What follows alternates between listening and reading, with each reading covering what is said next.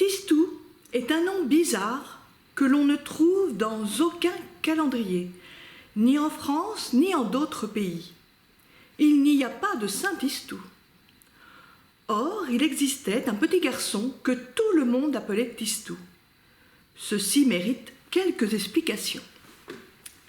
Un jour, tout de suite après sa naissance, alors qu'il n'était pas plus gros qu'un pain de ménage dans une corbeille de boulanger, une marraine en robe à manches longues, un parrain en chapeau noir, avait porté ce petit garçon à l'église et annoncé au curé qu'il s'appelait François Baptiste.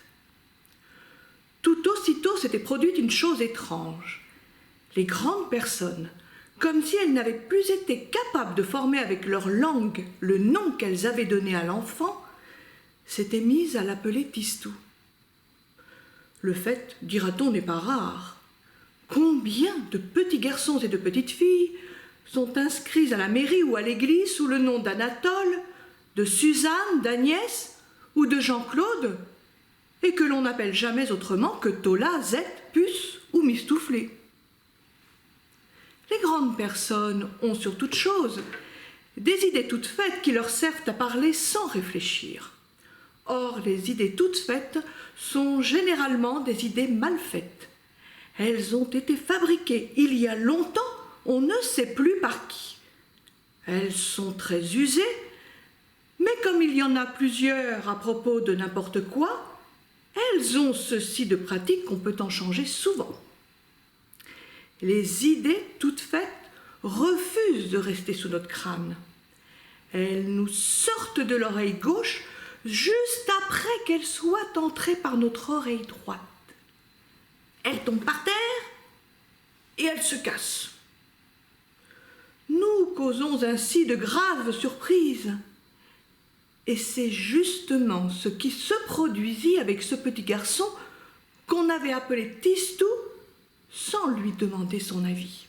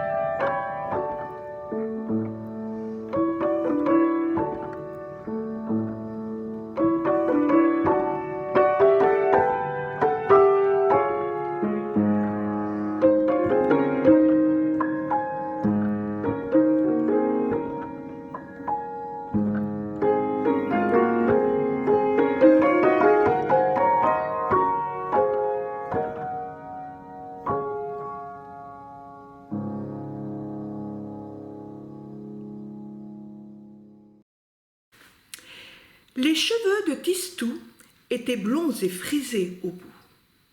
Imaginez des rayons de soleil qui se fussent tous terminés par une petite boucle en touchant la terre. Tistou avait des yeux bleus grands ouverts, des joues roses et fraîches. On l'embrassait beaucoup. Car les grandes personnes, celles surtout qui ont de larges narines noires, des rides sur le front et du poil dans les oreilles, embrassent tout le temps les petits garçons aux joues fraîches. Elles disent que cela fait plaisir aux petits garçons. C'est encore une de leurs idées toutes faites. C'est à elles, les grandes personnes, que cela fait plaisir. Et les petits garçons aux joues fraîches sont bien gentils de leur procurer cet agrément. Le père de Tistou, qui s'appelait Monsieur Père, avait les cheveux noirs et soigneusement collés à la brillantine. Il était grand, très bien vêtu. Il n'avait jamais la moindre petite poussière sur le col de son veston, et il se parfumait à l'eau de Cologne. Madame Mère était blonde et légère, ses joues étaient douces comme la peau des fleurs, ses ongles étaient roses comme des pétales de rose, et lorsqu'elle sortait de sa chambre, elle répandait autour d'elle un parfum de bouquet. Vraiment, Tistou n'était pas à plaindre, car en plus de Monsieur Père et de Madame Mère qu'il avait pour lui tout seul, il profitait de leur immense fortune. Dans chaque pièce de la maison se trouvaient des tapis si épais, si moelleux, que l'on y marchait en silence.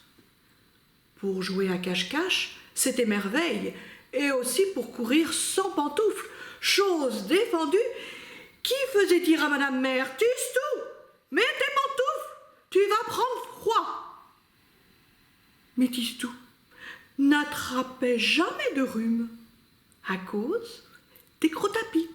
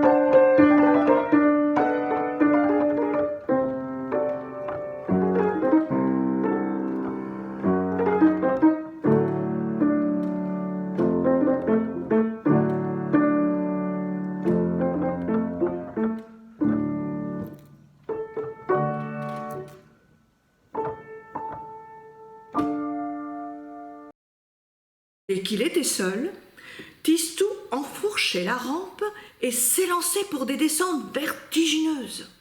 Cette rampe, c'était son toboggan privé, son tapis volant, son chemin magique, que chaque matin le valet Carolus polissait, fourbissait avec une ardeur farouche.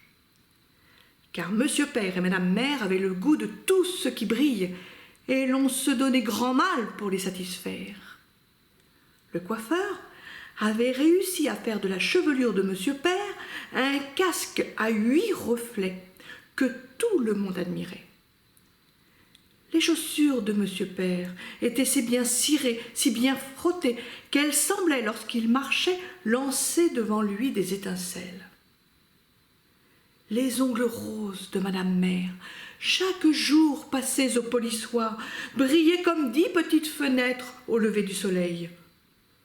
Autour du cou de Madame Mère, à ses oreilles, ses poignets et ses doigts, scintillaient colliers, boucles, bracelets et bagues de pierres précieuses.